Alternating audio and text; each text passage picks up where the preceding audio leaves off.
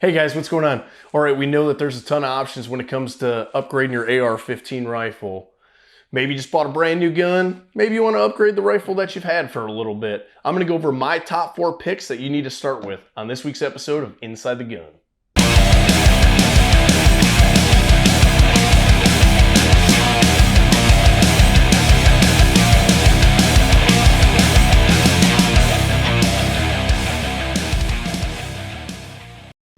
Hey, what's going on, guys? All right, so everyone knows that there's a ton of options out there when it comes to upgrading the rifle. Basically, what you want to go with is something that is going to improve the shootability of the weapon and the overall economy of motion for you to manipulate that weapon. So if you can do that and get the best bang for your buck, that's what you want to look at. You don't need D-balls. You don't need any of that swoop-dee Gucci stuff that you see on everyone's rifle. Sure, man. I mean, if you got night vision, you're going to need that. If you, if you're an avid shooter, you're going to have some of the more expensive options on your rifle. That's not what we're talking about right now. We're talking about the best 4 upgrades that I recommend for either a brand new rifle that you just bought or for a basic rifle that you're looking to take to the next level.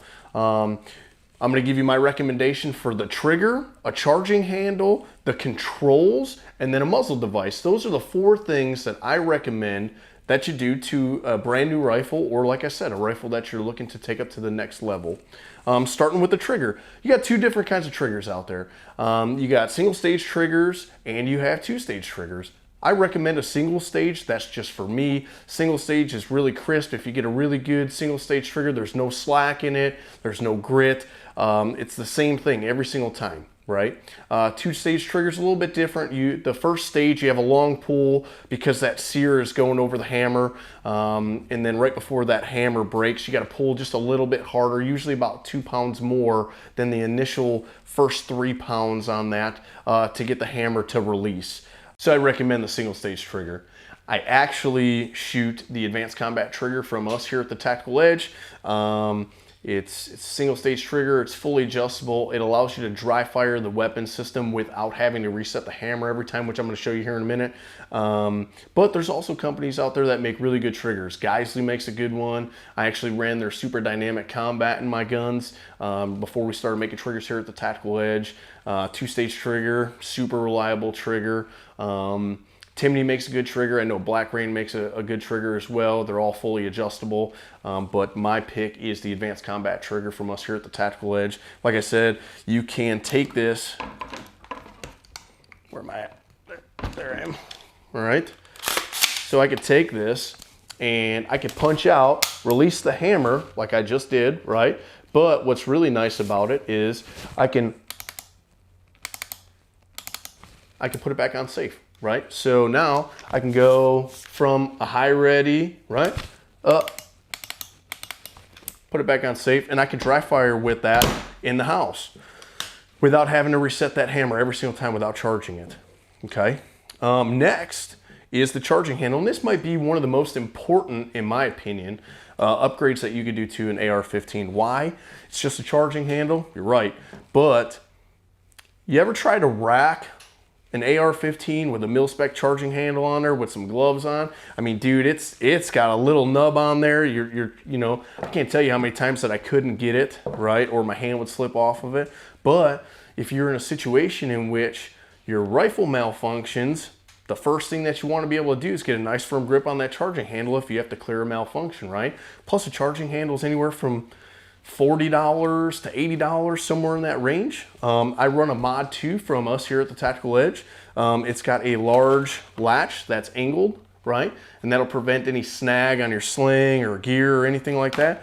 I also run a Radian. I run a Radian on one of my guns, which is their Raptor charging handle. Super, super good. I've also ran the Bravo Company charging handle. So any one of those is good, right? So you can grab a Bravo Company, you can grab one of ours, you can grab a Radian. I know Radian is like the gold standard in charging handles, but get you one that's really nice. You don't have to get one that's got a latch that hangs out, 2-3 inches. Don't do that.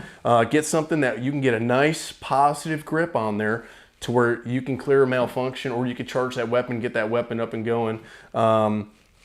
the easiest way possible, okay? Next, we're gonna go into muzzle brakes, okay?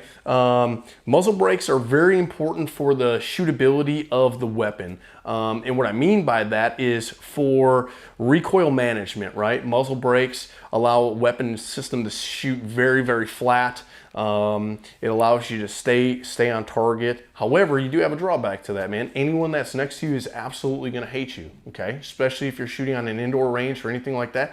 All of that concussion comes out the side of that brake. It's not fun unless you're the guy behind the gun. Unless, you know, if you're in a house, if you're doing anything like that, dude, not a fan. I run the Surefire War Comp. I'm a real big fan of that. It's a compensator, right? But it's not so much a brake. I use the closed-tine one, which I'll show you. It looks just like a flash hider, right? So looks just like a flash hider. You can mount a suppressor on there. Obviously, you can see I got a suppressor on there. What I really like about this is if you have an issue with pulling your shot, right? So if you're constantly on, and this is a Band-Aid, right? Because you should absolutely be correcting this. But if you constantly pull, right, you can time this War Comp to the left, to the right, or top dead center, right? And that'll help direct which way that blast is going to come out of there. So if you're constantly to the right, it'll try to correct you as the shooter, which, like I said, you should be correcting yourself by focusing on, you know, your fundamentals while you're shooting. But this will allow you to do that. I also run a Lantac. I run a Lantac ASR. I'm a fan. We've been with Lantac for a long time. Some guys run the dead air stuff. All of those are good brakes, right? I prefer more of the flash hider compensator, like I said, just like this, as opposed to a full-on muzzle brake.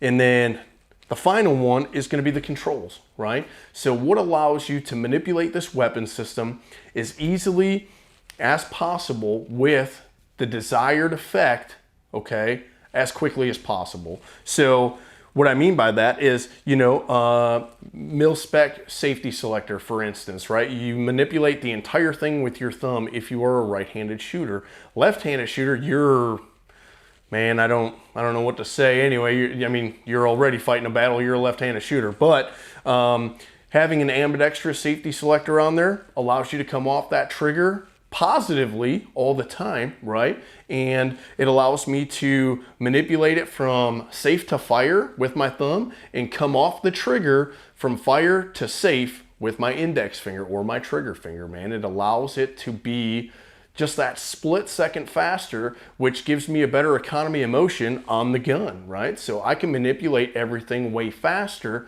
by letting my gun have the options on it that suit me as a shooter, right? So if that works for you, that's the best. I've already talked about the grip. The grip is one of the most important to me. I can tell as soon as I pick up a different rifle that doesn't have a grip that I'm comfortable with or familiar with, I'm like, oh man, you know what I mean? It kind of throws me all off, right? So that is probably the second thing that I would change after my charging handle would be my grip. I would change the grip, get something that allows me to get high and tight up in that rifle, right? Something that's very, very comfortable and allows me to manipulate this safety as effectively as possible. You know, if that is a standard mil-spec one, then that's a standard mil-spec one.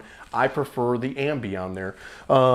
The Ambi that I prefer is the Radian one, the Talon. I've used a few of them. This is the only one that I would recommend, hands down, period. Okay? We do use the Radian ones on all of our OEM guns now, just because of that phenomenal safety, right?